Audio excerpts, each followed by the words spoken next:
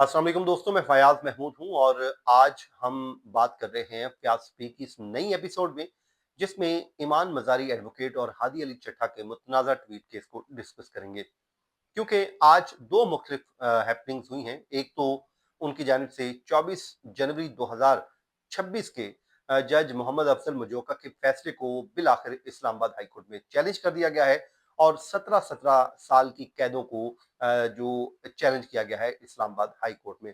अब इस पे क्या होगा वो मैं आगे चल के आपको बताता हूँ, लेकिन साथ ही साथ इंसदाद दहशत गर्दी अदालत में भी आज समाअत हुई। आपको याद होगा कि जिस दिन उन्हें गिरफ्तार किया गया था तो उनको जिस मुकदमे में पेश किया गया था उसमें उनका 14 रोज का जिस्मानी फिजिकल जो है रिमांड हो गया था, जुडिशियल रिमांड उनको अडियाला जेल भिजवा दिया गया था। उससे अगले दिन जाहिर है उनको सजा सुना दी गई और वो उस मुकदमे में भी गिरफ्तार हैं और इस मुकदमे में वो जो है जुडिशियल रिमांड पर जेल में है।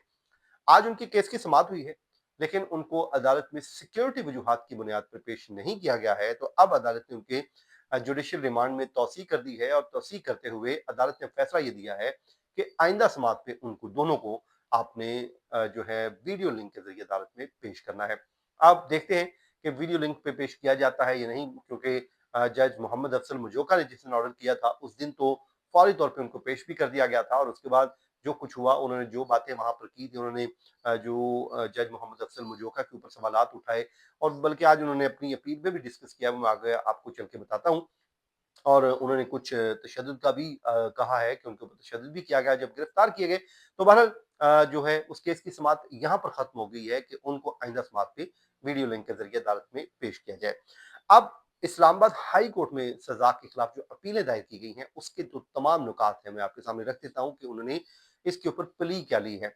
सबसे पहले तो जनाब ईमान मजारी और हादी अली चट्टा ने इस्लामाबाद हाई कोर्ट में अपनी सजा के खिलाफ रजू किया है और 24 जनवरी का ट्रायल कोर्ट का फैसला कलअदम करार देने की इस्तदा की है, जिसमें उन्होंने कहा है कि इस फैसले को कलअदम करार दिया जाए क्योंकि ट्रायल कोर्ट का फैसला मुअत्तल करके उन्होंने साथ ही साथ जमानत पर रिहाई की इस्तदा भी कर दी है। और वो कहते हैं कि क्यों ये किया जाए, हमें जमानत पे रिहा और इसको कलअदम क्यों करार दिया जाए, क्योंकि ट्रायल कोर्ट ने कानूनी तकाजे पूरे नहीं किए और पूरे किए बगैर ही सजा सुना दी।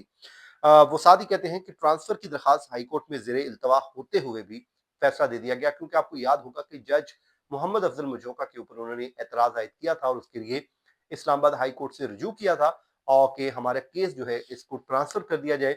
और वो कहते हैं जी हमारा केस अभी पेंडिंग ही था, लेकिन उस दौरान ही हमें सजा सुना दी गई। और वो कहते हैं जनाब केस ट्रांसफर की दरखास्त अगर जेर इल्तवा होने पर कानूनी तौर पर फैसला नहीं सुनाया जा सकता था, लेकिन जज मोहम्मद अफजल मजोका ने फैसला सुना दिया। फिर वो ये कहते हैं कि जी हक दिफा खत्म करके ट्रायल कोर्ट ने शफाफियत को भी नजरअंदाज किया, क्योंकि हमारा कानून है वो ये कहता है कि इंसाफ न सिर्फ हो बल्कि होता हुआ दिखाई भी दे, और ओपन ट्रायल का मकसद भी यही होता है कि उसमें शफाफियत लाई जाए। और वो ये कहते हैं जनाब एक स्टेट काउंसिल ने सवाल पहले से बताए जाने की शिकायत की तो अदालत ने तहकीकात भी नहीं करवाई और ट्रायल कोर्ट जाते हुए उन्होंने बताया कि जी गिरफ्तारी के वक्त तशद्दुद करके उन्हें गिरफ्तार कर लिया गया।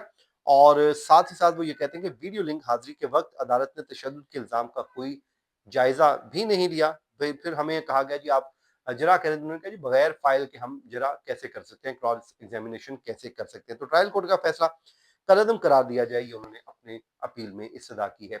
अब सवाल ये है कि अपील तो दायर हो गई है, लेकिन क्या ये अपील लगेगी भी सही? तो मुझे नहीं लगता कि अभी तक ये अपील लगेगी, क्योंकि ईमान मजारी एडवोकेट ने पहले भी कहा था कि जो अगर मुझे सजा होगी तो मुझे लगता है कि उनकी अपील नहीं लगेगी जल्द। और इस बात पे मैं आपको थोड़ा सा बता देता हूँ कि ये एक पॉलिसी बनाई गई थी जब जो है सरदार सरफराज डोगर साहब आए थे, जब चीफ जस्टिस बने थे, तो उस वक्त उन्होंने ये कहा था कि जो भी अपीलें हैं वो अपने वक्त पर लगेंगी। अपने वक्त पर लगने का मतलब ये है जनाब कि जो अपीलें पहले आई हैं, मतलब 2019 में अगर अपील आई है तो वो लगेगी, उसके बाद फिर 2020 वाली लगेगी, फिर 2021 वाली।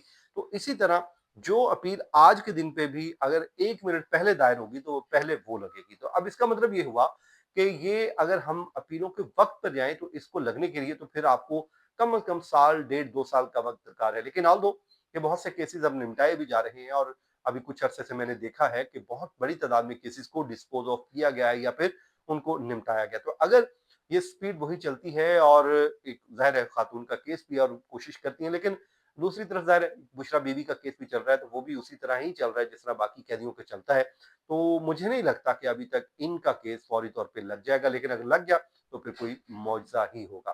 तो आज के इस व्लॉग को यहीं पे ख़त्म करते हैं दुआ के साथ। जहाँ रहें, खुश रहें, मुझे इजाज़त दीजिए। अल्लाह हाफ़िज़।